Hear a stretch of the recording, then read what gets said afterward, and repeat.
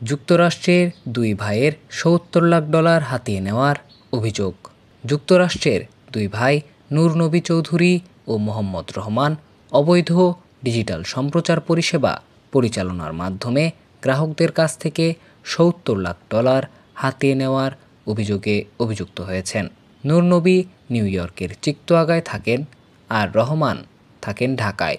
তদন্তে জানা গেছে তারা 247 টিভি স্ট্রিম নামের একটি প্ল্যাটফর্ম পরিচালনা করতেন, যেখানে গ্রাহকরা সাবস্ক্রিপশনের মাধ্যমে বিভিন্ন কপিরাইটকৃত কন্টেন্ট, সরাসরি খেলা ও জনপ্রিয় টেলিভিশন শো দেখতে পারতেন। তবে এসব কন্টেন্টের প্রচারের জন্য কোনো অনুমতি নেওয়া হয়নি।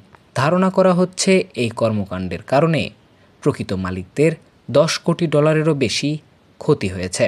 মার্কিন বিচার বিভাগ জানিয়েছে দুই ভাই এই অপরাধমূলক কার্যক্রম চালানোর জন্য নিজেদের পরিচয় গোপন করতেন এবং অন্যের পরিচয় ব্যবহার করতেন। নূর নবী যুক্তরাষ্ট্রে গ্রেপ্তার হয়েছেন এবং নিউ ইয়র্কের ইস্টার্ন ডিস্ট্রিক্ট আদালতে তার বিচার শুরু হয়েছে।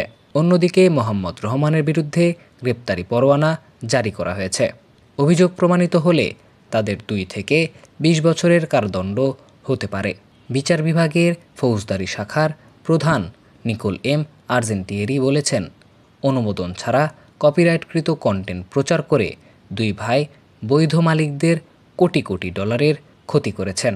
এই ঘটনা যুক্তরাষ্ট্র ও বাংলাদেশে ডিজিটাল অপরাধ মোকাবেলায় নতুন চ্যালেঞ্জ হিসেবে দেখা দিয়েছে।